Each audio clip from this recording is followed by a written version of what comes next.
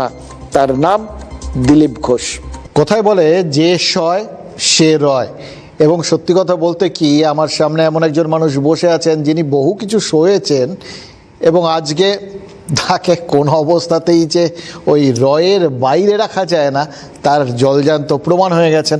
আমার সঙ্গে রয়েছেন এই মুহূর্তে বাংলার পঞ্চায়েত মন্ত্রী এবং কৃষি বিপণন মন্ত্রী এবং প্রাণী সম্পদ দপ্তরের মন্ত্রী শ্রী দিলীপ ঘোষ। আপনাকে স্বাগত। নমস্কার। এতদিন বিরোধী হিসেবে একদম আপনাদের চেহারাগুলো লোকের মনের মধ্যে সেটে গেছিল আর কি, সেইখান থেকে আপনি নিজে রিয়েলাইজ করছেন যে শাসক হয়ে গেছেন? এটা বুঝতে একটু সময় লাগে, পরিবেশ পরিস্থিতি কাজের মাধ্যমে আস্তে আস্তে অনুভব হয় যে আমরা এখন সরকারে এসেছি। আপনারা ডাকাটাকি করছেন, লোকে সম্মান দিচ্ছে, সেই জন্য মাঝে মধ্যে মনে হয় যে হ্যাঁ আমরা সরকারে এসেছি, মন্ত্রী হয়েছি। আমরা আগেও ডাকতাম, সেটা নিয়ে তো কোনো বক্তব্য নেই, কিন্তু এসে কি দেখলেন? মানে চারপাশটা যেরকম দেখছেন, বহু মানুষ হয়তো আগে কথা বলতেন না, তারা আজকে মুখ ফুটে বহু কথা বলছেন। এটা তো ঠিক যে যারা চাইছিলেন পরিবর্তনে তাদের যোগদান আছে, এরকম লোকেরা খুব খুশি, আনন্দে মাতোয়ারা হয়ে যাচ্ছেন, কেঁদে ফেলছেন। আর কিছু দূরত্ব রেখেছিলেন, দেখি কি হয়, তারাও খুশি হয়েছেন যে ভালো হয়েছে, একটা কিছু ভালো হবে। যারা কিছু লোক ক্ষতিগ্রস্ত হয়েছেন তারা তো কষ্টে আছেনই, কারণ যে ধরনের অপশাসন চলছিল, যারা তার জন্য দায়ী তাদের অবস্থা দেখতে পাচ্ছেন। ডিম ভাজার সময় নেই, কাঁচাই খেতে হচ্ছে। তো এই ধরনের একটা নতুন প্রয়োগ সাধারণ মানুষ করেছেন যে কষ্ট না দিয়েও প্রতিবাদ করা যায়, ইট পাটকেল না মেরেও ডিম দিয়েও প্রতিবাদ করা যায়, অভিনব পদ্ধতি। এবং কি টিপ হাতের, টাকে বললে টাকে, নাকে বললে নাকে ঠিক মেরে দিচ্ছে। এগুলো দেখে আনন্দ হয়। আর এটাও ঠিক যে ইনোভেশন দেখছি আমি, কোথা থেকে প্র্যাকটিস করে আসছে, ডিম নিয়ে সব জায়গায় পৌঁছে যাচ্ছে। আর আমি দেখলাম এখন নেতাদেরও সয়ে গেছে, ডিম খাওয়ার জন্য প্রস্তুত হয়েই যাচ্ছেন, খুব একটা কষ্টও হচ্ছে না। কিন্তু যে জনপ্রতিনিধিদের মানুষ নির্বাচিত করেছিলেন, যাদের মাধ্যমে আমরা পরিষেবা পৌঁছে দেবো, তারাও নাই। থাকলেও বাড়ি থেকে বেরোচ্ছেন না ভয়ে, আমি জানি না শুধু ডিমের ভয়ে কি অন্য কিছুর ভয়ে। তাদের বাড়িতে বিডিও ফাইল পাঠাচ্ছেন সই করার জন্য, তারপরে যে নিয়ে যাচ্ছে তাকে লোকে আটকাচ্ছে, কেন এসছো? ফলে টাকা এসে গেছে, কাজ শুরু হয়ে যাচ্ছে, আমরা পেমেন্ট করতে পারবো না নারেগার, কারণ কি সই করতে হবে প্রধানকে, নাহলে তাদের অ্যাকাউন্টে টাকা যাবে না। এরকম একটা অসামঞ্জস্যের মধ্যে আমরা আছি। এর থেকে রাস্তা বার করতে আমি আপিল করেছি যারা প্রধান আছেন বা পঞ্চায়েত সদস্য, আপনারা মানুষের ভোটে জিতে এসেছেন, মানুষ আপনাকে জিতিয়েছে, এটা আপনারাই বলেছেন, আসুন তাহলে কাজ করুন। কেউ তো আপনাকে মানা করেনি, কাউকে মারপিটও করা হয়নি। আপনি আপনার জায়গায় এসে দায়িত্ব পালন করুন, আর নাহলে রিজাইন করে দিন। যে সমস্যা, এটা তো খুব বাস্তব সমস্যা একটা। আপনি নিজে একটা অপশানস দিলেন, মানে দুটো অপশান, হয় আপনার আসুন কাজ করুন, আর নয়তো রিজাইন করুন। এই দুটো যদি না করে তাহলে আপনারা কি করবেন? মাঝখান দিয়ে রাস্তা ভাবা হচ্ছে কি করা যায়। তাকে বাদ দিয়ে অন্য কাউকে তৈরি করতে হবে, যে সিগনেটারি হবে, কেউ না কেউ তো রাজি হয়েই যাবে, তাকে দিয়ে কাজ শুরু করতে হবে। কারণ ব্যবস্থাটা এরকম যে পঞ্চায়েতকেও যথেষ্ট ক্ষমতা দেওয়া হয়েছে, সেই ক্ষমতার ব্যবহার করুন। একদিন অপব্যবহার হতো, ব্যবহার তো কমপক্ষে, আর ব্যবহার না করতে পারলে সরে যেতে হবে, যাতে সাধারণ মানুষ পরিষেবা পায়। এবং সেই অর্থে আপনার উপরেই কিন্তু মানে আসল জায়গাটা, লোকের সঙ্গে মানে সংখ্যাগরিষ্ঠ মানুষের সাথে কানেকশনের জায়গাটা কিন্তু পঞ্চায়েত। এবং সেখানটায় কিন্তু সেই বাম আমলের পর থেকে আমরা দেখে এসেছি, একটা সময় ওটা বলা হতো ভালো কাজ করেছে, পরবর্তী ক্ষেত্রে ওই জায়গাতেই গন্ডগোল বলে লোকজন দূরে সরে গেছিল। এই একই জিনিসটা আমরা শুনেছি। একটা গুরুত্বপূর্ণ বিভাগ মানুষের কাছে পৌঁছে দেওয়া, সরকারের পারফরমেন্স দেখাবার একটা জায়গা। এবং কেন্দ্র সরকার যত যোজনা সুবিধা দিয়েছে মানুষকে, বেশিরভাগ আমাদের ডিপার্টমেন্ট থেকে ইমপ্লিমেন্ট হচ্ছে। রাজ্য সরকারের বহু প্রকল্প এখান থেকেই যাচ্ছে। তো সেগুলোকে পরিশোধিত করে ঠিক লোককে পৌঁছে দেওয়া, এবং তার জন্য একটা বড় লোকশক্তি লাগে, ম্যান পাওয়ার, সেটাও কম আছে। ইমিডিয়েট 11,000 লোকের নিযুক্ত হলে তবে গিয়ে ঠিকঠাক এই পরিষেবা আমরা দিতে পারবো। তার জন্য ফাইল চলাচল করছে, ফাইন্যান্স থেকে আরম্ভ করে সব জায়গায় সময় লাগবে, প্রসেসের মধ্যে আছে। তো বাকি অনেক লোক আছেন এক্সট্রা। না, আমার এটা কথা বলুন, এই যে আপনারা সব কটা ক্ষেত্রেই আর কি, আপনার ক্ষেত্রে আপনি বললেন 11,000 লোক লাগবেন, ফাইল চলাচল হচ্ছে, মানে লোকজন নেবেন, প্রস্তুতি নিচ্ছেন। আগের সরকারের আমলে আমরা 15 বছর ধরে শুনে এসেছি যে টাকা পয়সা একদম নেই, সুতরাং সব জায়গা থেকে কর্মী সংকোচন করা হচ্ছে বা শূন্য পদ কোনোটাই পূরণ করা হচ্ছে না। আপনারা এসে এমন কি ম্যাজিক দেখতে পেলেন যে পরপর এরকম নিয়োগ করার কথা ভাবতে পারছেন? না, আমরা কথাবার্তা বলেছি, টাকা ছিল না, এটা ভুল কথা। তাহলে নেতারা পালিয়ে বেড়াচ্ছে কেন? বা ফ্ল্যাটের ভিতর থেকে পাটক্ষেত পর্যন্ত টাকা পাওয়া যাচ্ছে, আলমারির উপরে, গাড়ির মধ্যে, বিছানার নিচে কোথায় টাকা নেই? টাকা ছিল, কিন্তু সাধারণ মানুষের পরিষেবার জন্য টাকা ছিল না। আমরা আরেকটা জিনিস দেখেছি, মানে এটাও আপনার আন্ডারেই পড়েছে আর কি, খুব গুরুত্বপূর্ণ জায়গা, সেটা হচ্ছে কৃষি বিপণন। অধিকাংশ সময় আমরা আমি কৃষিমন্ত্রী এসেছিলেন, তাকেও জিজ্ঞেস করছিলাম যে পরপর আমরা গত 1 বছরের মধ্যেই অন্তত 20-25 জন কৃষকের আত্মহত্যার আমরা খবর পেয়েছি। বাংলার চাষিরা এইভাবে মারা যাচ্ছেন কারণ ন্যায্য মূল্য পাচ্ছেন না। এবার তার না পাওয়ার কারণ খুঁজতে গিয়ে আমরা দেখেছি ফোরেরাজ, এবং সরকারিভাবে যে কৃষক মান্ডিগুলো তৈরি হয়েছিল সেগুলো ভূতের বাড়ি হয়ে গেছে। তো এই কৃষক মান্ডি এবং ফোরেরাজ, এই দুটো জিনিসকে কন্ট্রোল করার জন্য কি ভাবছে?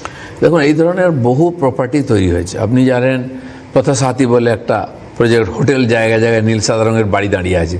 তার কি উপযোগিতা আমি জানি না।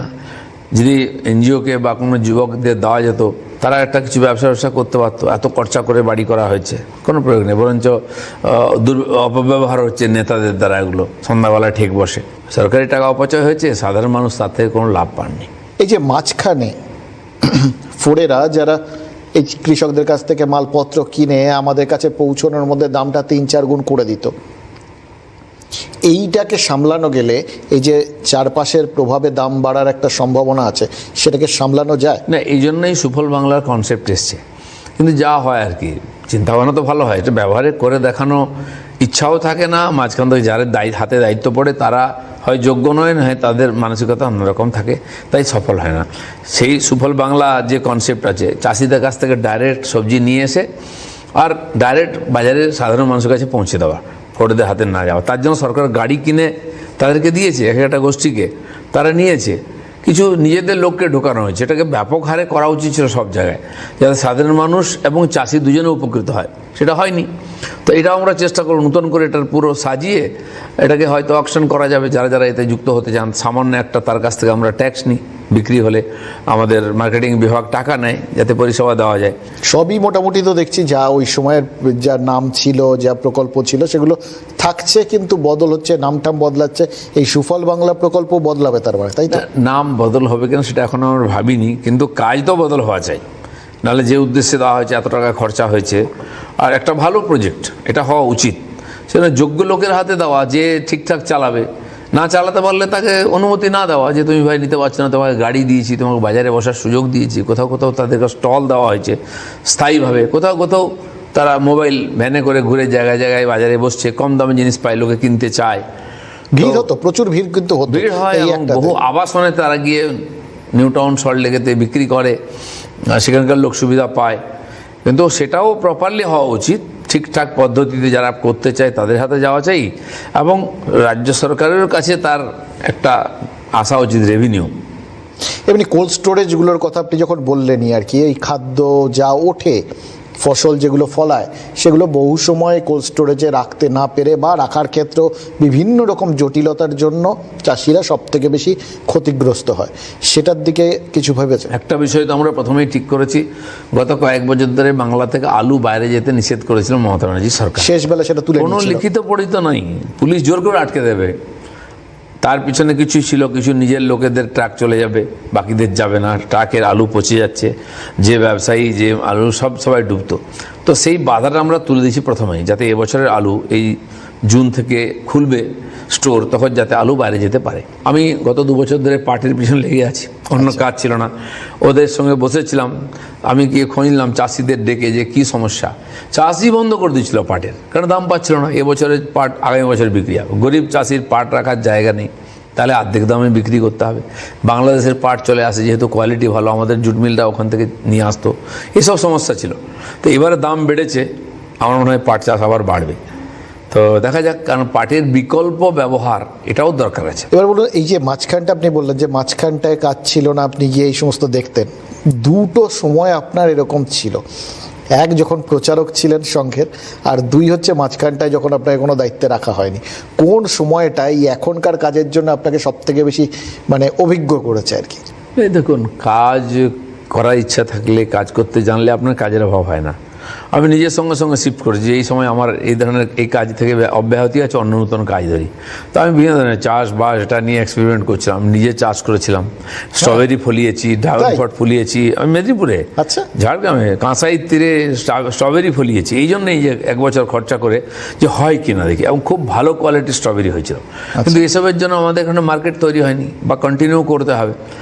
আমি দেখতে চাইছিলাম আমাদের জঙ্গলমহলের ছেলেরা যদি চায় এ ধরনের ফার্ম হাউস তৈরি করে চাষবাস করে জীবিকা করতে পারে, সেটা আমি প্রমাণ করলাম নিজে। যেহেতু আমি কিষানের ছেলে, আমার ইচ্ছা থাকে চাষবাসের সঙ্গে সবসময়। আমি তো ভেবেছিলাম 10 বিঘা জমি লিজ নিয়ে আমি ফার্ম হাউস তৈরি করবো, ওখানেই বসবো, এগুলোই করবো। কিন্তু রাজনীতি সবসময় অস্থির থাকে, আপনি ভাবেন এক হয় এক।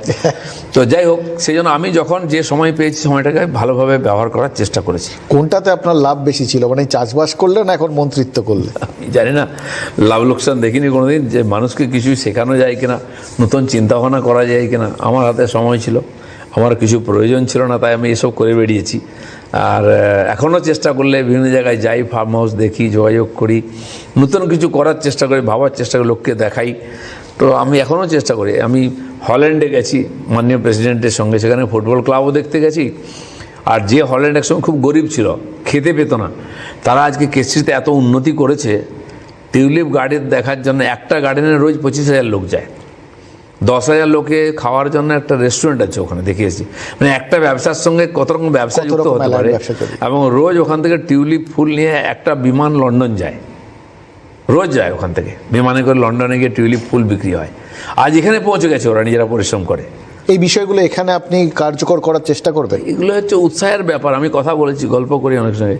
তো কিছু না কিছু একটা তো পাইলট প্রজেক্ট টাইপের করা যেতে পারে, যেটা দিয়ে নতুন বার করতে, কেউ চাকরি, কেউ ইয়ের জন্য ছুটে বেড়াচ্ছে, বা অন্য ব্যবসা।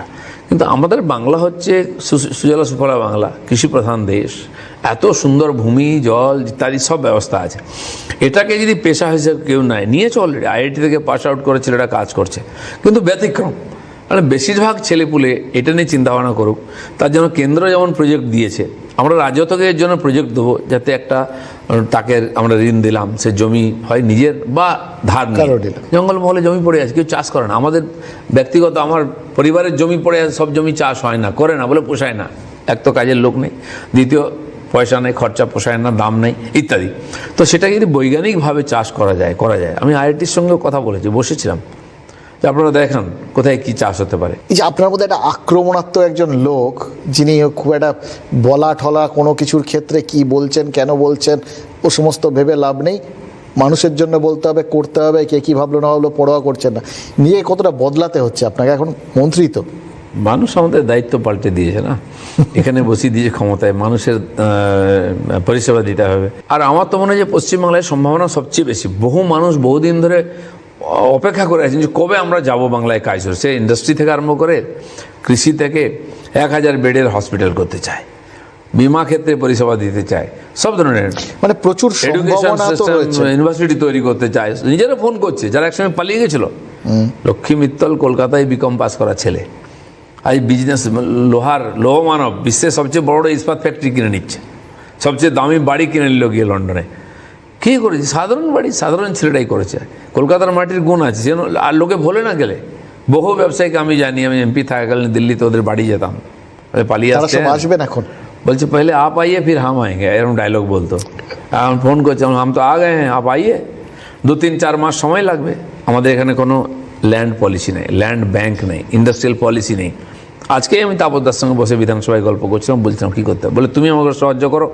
মানে আমাকে তো ফোন করছিল লোকে, ইমিডিয়েট 2-3 মাসের মধ্যে আমাদের এগুলো রেডি করতে হবে, যাতে লোক এসে ফিরে না যায়।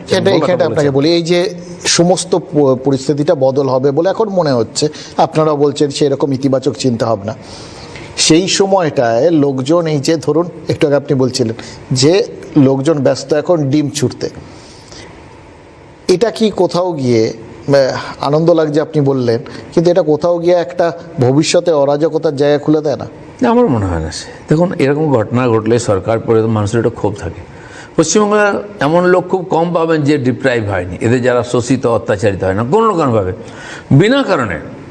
পয়সা দেওয়ার পরে ব্যবসায়ী বলছে যা চাইতো দিতাম, তারপরেও শান্তিতে থাকতে দেবে না, তারপরেও কাজ করতে দেবে না, ফ্যাক্টরি চালাতে দেবে না।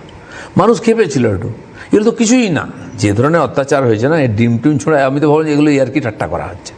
সেই ধরনের প্রতিবাদ প্রতিশোধ হয়নি, হতে পারে, তাই সব গায়েব হয়ে গেছে, পালিয়ে গেছে। এমএলএ পাওয়া যাচ্ছে না, কাউন্সিলর পাওয়া যাচ্ছে না, চেয়ারম্যানকে প্রধানকে পাওয়া যাচ্ছে না। ভাবুন তো আপনি, হাজার হাজার নির্বাচিত প্রতিনিধি, তারা কেউ নাই মাঠেতে।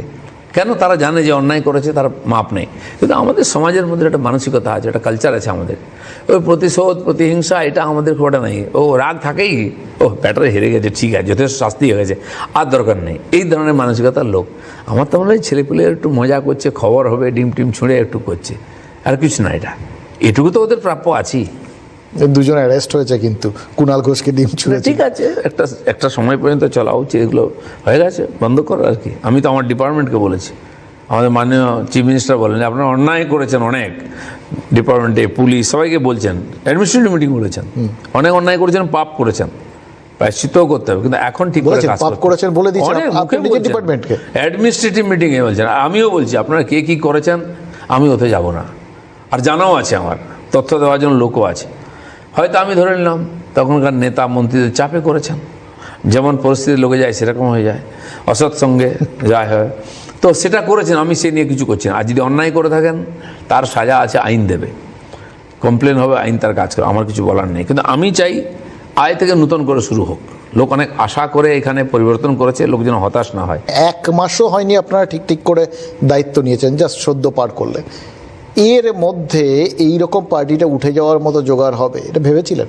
আমি অনেক জায়গায় পাবলিক মিটিংয়ে বলেছিলাম, একটু অন্যভাবে বলেছিলাম, যে যেদিন হারবে আর তোমাদের খুঁজে পাওয়া যাবে না, আর পাবলিক দৌড় করি করে মারবে, গাছে বেঁধে মারবে, তখন এটা বলতাম, চমকাতাম আমি বলে। কত কিছু ছিল না আমাদের, পুলিশ আমাদের এটা এফআইআরও নিত না। পোস্টপল ভায়োলেন্সে এত লোক মারা গেল, মহিলারা ধর্ষিতা হলেন, গাছে বেঁধে পেটালো, টাঙিয়ে দিল, কটা এফআইআর নিয়েছে, কজন সাজা পেয়েছে, সে কেস আবার রিওপেন হচ্ছে। কিন্তু এই কথা আমি বলেছিলাম, দেখুন সেই ফলটাই ফলছে আজকে। এত অত্যাচার করেছে, কেস টেস দিয়ে আমাদেরকে মার পিট, রোজ তা গাড়ি ভাঙতো আমাদের, চুপ করেছিলাম নাকি? মানুষ আমাদের পরীক্ষা নিয়েছে, আজকে আশীর্বাদ করেছে। আপনার চাষ করা জমিতে আজকে ফসল ফলছে এরকম মনে হচ্ছে? চাষ তো কাউকে করতেই হয়, ফসল ফললেই খুশি। আর ফসল কে খাবে সেটা অন্য ব্যাপার। ফসলের জন্য আমরা চাষ করেছি, চাষ হয়েছে, চাষি তাতেই খুশি হয় যে এত সুন্দর ফসল হয়েছে। দামও পায় না অনেক সময়, দেখেছেন তো আলু আর ধানের কী অবস্থায় আমাদের। ফসল ফলিয়ে আনন্দ পায়, সে নিজে খায়, অন্যকে খাইয়ে খুশি হয়। আমি তো প্র্যাকটিক্যালি চাষি বাড়ির ছেলে। দাম না পেলে সুইসাইডও করে। এ তো প্রকৃতির সঙ্গে লড়াই। আমার একটা কথা বলুন, মানে আপনারা বাকি রাজনীতিকদের বা রাজনৈতিক ঘটনাবলীকে আরও ভালো বোঝেন আর কি, তাই জন্য আপনাদের কাছ থেকে একটু জানতে চাইছি, এই তৃণমূলের এই মুহূর্তের যে ফরমেশনটা, ধরুন সেন্ট্রালে তৃণমূলের সাংসদ দল তারা গিয়ে এনডিএর সমর্থক হয়ে গেছে, বাংলায় তৃণমূলের একটা বড় অংশ তারা আবার বিরোধী দল, মানে একই পার্টির দুটো, আবার তার মধ্যে মমতা বন্দ্যোপাধ্যায়ের সঙ্গে কেউ রয়েছে, মানে এটা অদ্ভুত জটিল পরিস্থিতি। অদ্ভুত নয়, অভিনব। আপনি একটা জিনিস মনে করুন, যখন 89-এর সময় এই কমিউনিস্ট দেশগুলো ভাঙছিল না, তখন দুই জার্মানের মধ্যে এক হয়ে গেল, দেওয়াল ভেঙে পূর্ব জার্মানির লোকেরা পালিয়ে পশ্চিম জার্মানি চলে যায়, কারণ সেটা উন্নত ছিল, এবং জার্মানির যে প্রাচীর ছিল লোকেরা কুড়ুল নিয়ে এসে ভাঙছে সেটা, আর তার স্মৃতি হিসেবে ইট নিয়ে চলে যাচ্ছে বাড়িতে। কত দিনের তাদের মনের আকাঙ্ক্ষা ছিল, কত ক্ষোভ ছিল যে এই দেওয়ালটা ভাঙতেই হবে, শেষ করে দাও। তো মানুষের যে আকাঙ্ক্ষা, ইচ্ছা, তাকে যদি দাবিয়ে রাখা যায় অনেক দিন, আপনাকে কথা বলতে দেওয়া হবে না, আপনার রুচির খাবার আপনাকে খেতে দেওয়া হবে না, আপনাকে জামাকাপড় পরতে দেওয়া হবে না আপনার মতন, তো মানুষ তো এরকম করবেই, রিয়াকশন। তো যেহেতু এটা ভারতবর্ষ, সেজন্য রিয়াকশনটা অন্যভাবে হয়, এখানে রিভলিউশন কম হয়, এভলিউশন বেশি হয়। তো মানুষ এইভাবে তাদের ক্ষোভটা প্রকাশ করছে যে তোমরা খুব অন্যায় করেছো, তোমাদের অত্যাচার, তোমাদের শাস্তি হওয়া উচিত। বাকি লোক কমপ্লেন করছে, আইন তার কাজ করছে না। কিন্তু আমরা আর কি সত্যি বুঝে উঠতে পারছি না, এই যে একটা পার্টির মধ্যে এরকম বিভিন্ন একই অঙ্গে অনেক রূপ, এটা আপনি কীভাবে দেখেন? কিসের অনেক রূপ? এই জন্য যে এই লোকগুলোর ক্যারেক্টার দেখুন, তাদের ব্যাকগ্রাউন্ড দেখুন, কে কোথা থেকে এসছে, কীভাবে এসছে। একজন মাছওয়ালা যদি 500 কোটি টাকার মালিক হয়ে যায়, তার কাছ থেকে কী আশা করা যায়? এই লোকগুলোর কোনো কন্ট্রিবিউশন নেই। হয়তো অনেক পার্টি থেকে চলে এসছেন তারা, আমাদের পার্টিতে অনেকে এসছেন, তারা তো বেঁচে গেছেন, চলে এসছেন যে বাবা আর পারা যাচ্ছে না। ওখানে অনেকে বাধ্য হয়ে থেকে গেছিলেন, আজকে অনেক ভালো লোকও তো রয়েছে কম সংখ্যায়। তো ভালো বলেছে না যে সব পার্টিতে কিছু খারাপ লোক থাকে, কিন্তু সব খারাপ লোকদের নিয়ে একটা পার্টি তৈরি করা, এটা টিএমসি হচ্ছে তার নমুনা। তো এমনি ধরুন তৃণমূলের যে এত লোকজন এখন মোটামুটি আপনাদের স্মরণেই তো গেছেন, তা তাদের বাইরে না রেখে আপনারা তো নিয়ে নিলেই পারেন, ওখানেও আপনাদের লোক কি কম আছে নাকি? আমাদের লোক কম নেই, আমাদের সিট কম নেই, আমরা কেন নিতে যাব? তাদের প্রতি মানুষের যে রোষ, তাদের প্রতি মানুষের যে ধারণা, আমরা তাদের সঙ্গে লড়াই করেছি, তারা কীরকম লোক আমরা জানি। তার থেকে উদ্ধার পাওয়ার জন্য লোকে বিজেপি জিতিয়েছে, কেন নেবো ওদেরকে আমরা? তাহলে আপনাদের এই মুহূর্তে স্টান্স কি হওয়া উচিত, মানে কোনটা আগে আপনাদের এই মুহূর্তে অগ্রাধিকার দেওয়া উচিত? এক, যে যাতে তৃণমূলের যারা আপনাদের চোখে যারা খারাপ লোক ছিল সেই খারাপ লোকগুলো না ঢুকতে পারে। তৃণমূলের কোনো লোকেরই ঢোকার দরকার নেই, তাই তো তারা বুঝে গেছে বলে আলাদা পার্টি তৈরি করছে। আর সেই পার্টির একটা অংশ গিয়ে এনডিএর পার্ট হয়ে যাচ্ছে ওখানে, এখানে একটা আছে, দুটো তিনটে পার্ট, তারা কী হবে আমি জানি না। বিধানসভায় শক্তি দেখিয়ে তারা আবার এর বাইরে গিয়ে নেতা হয়েছেন, তারা ওখানে বসছেন, স্বীকৃতি পেয়েছেন, তারা আবার মমতা ব্যানার্জিকে অ্যাডভাইসার রেখেছেন, কি মহান পরামর্শদাতা। এই বিচিত্র জিনিস আমি দেখেছি, টিএমসি ছাড়া কোথাও পাওয়া যাবে না। এতটা লুট হয়েছে আপনারা ভাবতে পেরেছিলেন? না না, ভাবতে পারবো না কেন? টাকা আসছে, টাকা কোথায় যাচ্ছে কেউ জানছে না। হাসি মজাক ঠাট্টা করতাম, কিন্তু করবেন কি? করলে তো মার খেতে হবে, পুলিশের হাতে কেস খেতে হবে। এই তো পরিস্থিতি হয়েছে। আমরা থানা ঘোরাও করতাম, এজিটেশন করতাম, সেটাও করতে দেওয়া হতো না। কোর্ট থেকে পারমিশন নিয়ে এসে মিটিং করো, তার বিরুদ্ধে বলতেও পারবেন না, সব রকমভাবে আটকানোর চেষ্টা হয়েছে। চুরি করবে সেটা বলতে পারবেন না। আপনি ভাবুন, আয়লা হলো, টাকা এলো, বলছে 20,000 টাকা প্রত্যেকে দেওয়া হবে, টাকা শেষ হয়ে গেলো, কোথায় গেল? যারা ইফেক্টেড তারা পেল না, টিএমসির সেই লোকেরা পেয়ে গেল। প্রধান পঞ্চায়েত, তার শালা, তার ভাই, ভাইপো, তাদের অ্যাকাউন্টে টাকা গেল। মুখ্যমন্ত্রী স্বীকার করলেন, হ্যাঁ ভুল করে চলে গেছে। এবং শোধরাবেন কী করে? একটা লোকও সাসপেন্ড হলো না, কারোর বিরুদ্ধে কেস হলো না, পার্টি থেকেও বহিষ্কার করা হলো না। এটাই সিস্টেম চলে এসেছিল একদিন। এত ডেসপারেট হয়ে গেছিলো না টিএমসির লোকেরা শেষের দিকে, যে যা ইচ্ছা করো, কে কী করবে, পুলিশও দোষর সঙ্গে। কিন্তু ধরুন 15 বছর ধরে যা যা হয়েছে এবং যা যা বেরোচ্ছে এখন, তাতে মোটামুটি এটা ধরে নেওয়ার কারণ আছে যে মোটামুটি এটাই প্র্যাকটিস হয়ে গেছে, এটাই অভ্যেস হয়ে গেছে, লোকজনকে করে দিয়ে গেছে। আপনাদের ওই একই রোগগুলো ধরবে না, এর গ্যারান্টি কি আছে? না, গ্যারান্টি আছে, যেহেতু এটা বিজেপি। আপনি ভাবুন, কংগ্রেস 14 সালে ক্ষমতা থেকে চলে যায়, তার আগে 10 বছর ছিলেন আমাদের তৎকালীন মুখ্যমন্ত্রী মনমোহন সিং চোর, এটা কেউ বলবে না। আর মমতা ব্যানার্জি চোর কেউ বলতে পারে না। এখন কেস টেস হচ্ছে। মমতা ব্যানার্জিকে এখনো সততার প্রতীক বলে মনে করেন? না, আমরা তো কোনোদিন মনে করতাম না, কারণ তার চোখের সামনে হলো, তিনি হাত না লাগালেও হয়তো পা লাগিয়ে টাকা নিতেন। যেটা মাননীয় মনমোহন সিং সম্বন্ধে মাননীয় মোদিজি বলেছিলেন যে আমাদের প্রধানমন্ত্রী বর্ষাতি পরে স্নান করেন, তাই গায়ে জল লাগে না। তো মমতা ব্যানার্জির ক্ষেত্রেও তাই আছে। উনি তো রেনকোট পরতেন, সেজন্য গায়ে কাদা লাগেনি, কিন্তু কাদা তো ছিটকাতো। মমতা বন্দ্যোপাধ্যায়কে এবার চোর চোর স্লোগান শুনতে হয়েছে। তিনি এইটা অন্তত গত 15 বছর, কেন তার আগের থেকে ধরলেও কেউ কখনো শোনেননি। তাহলে এবার তৃণমূলের সব থেকে বড় লস কি, মানে এই ভোটে হারাটা, নাকি মমতা ব্যানার্জির এই ইমেজটার গায়ে এই দাগ লেগে যাওয়া? যে ইমেজ দিয়ে কোনো কাজ হয় না, সেই ইমেজের কী মানে হয়? আপনি, আপনার আত্মীয় স্বজন, আশেপাশের লোক সবাই যদি চোর হয়, আপনি জানতে পারছেন না। আপনি নাকি চোখ দেখলে বুঝতে পারেন মাওবাদী, আপনি নাকি রং দেখলে বুঝতে পারেন কে কী, কিন্তু বাড়ির লোক, আশেপাশে মন্ত্রী, আমলা, এমএলএ, এমপি চুরি করে, ডাকাতি করে, ফাঁক করে দিলে আপনি বুঝতে পারলেন না। আপনি তাদেরকে কেষ্টকে বাঁচাবার চেষ্টা করেছেন, পার্থকে বাঁচাবার চেষ্টা করেছেন, বালুদাকে বাঁচাবার সেদিন পর্যন্ত চেষ্টা করেছেন, পার্টি থেকে ব্যবস্থা নেননি। জেলে থাকার পরে তারা মন্ত্রী যান, তার আগে শুরু হয়েছে মদন মিত্র দিয়ে। কাকে করেননি? আপনারাই করেছেন। আপনি জানতেন তারা চুরি করেছে হাজার হাজার কোটি টাকা, একটা দুটো নয়। তারপরে তো আপনি সেভ করার চেষ্টা করেছেন শেষ পর্যন্ত। তার মানে অন্যায় যে করে আর অন্যায় যে সহে, দুজন তো সমানই হয়ে গেল। আপনার এই প্রথম 100 দিনের জন্য আপনার নিজের জন্য কি টার্গেট বেঁধেছেন এবার আপনি? এখন তো দেখুন, যে প্রকল্পগুলো বন্ধ ছিল সেগুলো চালু হয়েছে, সেগুলো সব চালু করে সাধারণ মানুষের কাছে তার পরিষেবা পৌঁছে দেওয়ার আমাদের উদ্দেশ্য আছে। কারণ কি, এবার ধরুন এই সেলফ হেল্প গ্রুপ আছে, এগুলো আমাদের হাতে থাকে। লিখিতভাবে 12.5 লক্ষ আছে, আমি জানি না কতগুলো সক্রিয় আছে। আরও 1 লক্ষ এবারে আমরা তৈরি করব পঞ্চায়েত ডিপার্টমেন্ট থেকে, এবং প্রত্যেকটি সেলফ হেল্প গ্রুপকে আমরা 3.5 লক্ষ টাকা ঋণ দেবো।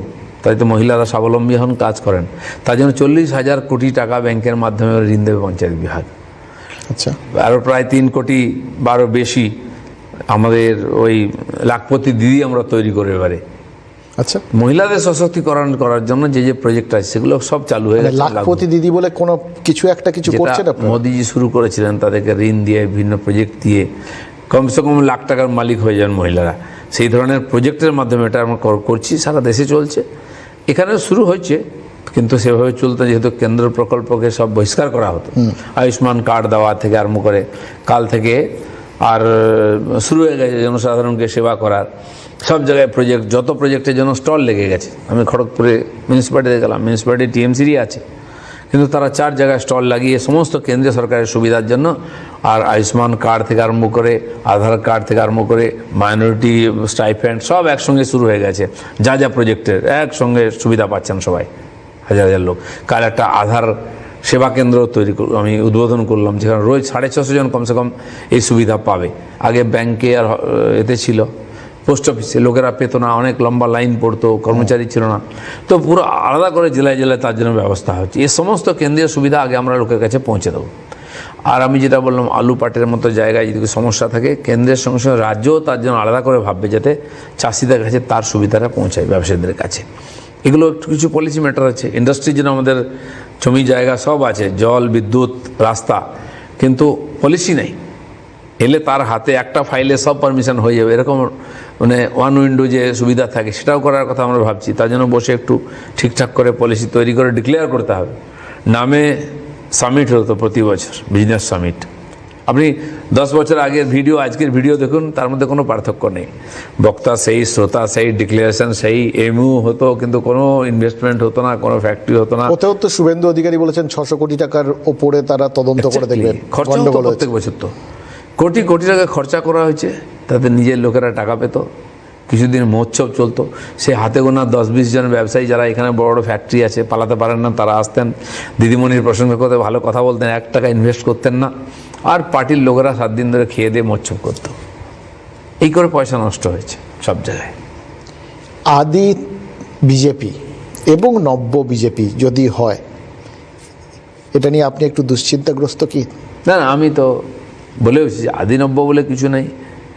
কেউ 4 বছর আগে পার্টিতে এসছে, কেউ 7 বছর আগে, কেউ 10 বছর আগে। প্রশ্ন হচ্ছে তার ব্যবহার কী আছে। 10 বছর যদি বিজেপিতে থাকে, তার মধ্যে বিজেপি না দেখা যায়, সে কিসের বিজেপি? পড়ে আছে, কোথাও যাওয়ার জায়গা নেই, কেউ নিচ্ছেও না, কী করে সে পড়ে। পার্টির মধ্যে থাকলে তার মধ্যে পার্টির নীতি আদর্শের প্রতিফলন হওয়া যায়। আমরা বিজেপি করি না, বিজেপি হই। বাকি জায়গায় লোক টিএমসি করে, সিপিএম করে। এটা হচ্ছে ক্রাইটেরিয়া। কত বছর আসছে পার্টিতে, কাল এসছে কি, আজ এসছে কি, 10 বছর আগে এসছে, সেটা বড় কথা নয়। কিন্তু এসে নিজেকে না পাল্টে পার্টিকে পাল্টে দেওয়ার চেষ্টা যদি হয়, তখনই সমস্যা হয়, সেটাই চিন্তা থাকে। সেই দুশ্চিন্তা আপনার আছে? এখন আর সে দুশ্চিন্তা নাই। পার্টি এগিয়েছে, জিতেছে। পার্টিতে দায়িত্বে যারা আছেন তারা খুবই অনুভবী। আর আমরা অনেক বছর পার্টি করছি, দেখলাম উত্থান পতন, ভালো মন্দ।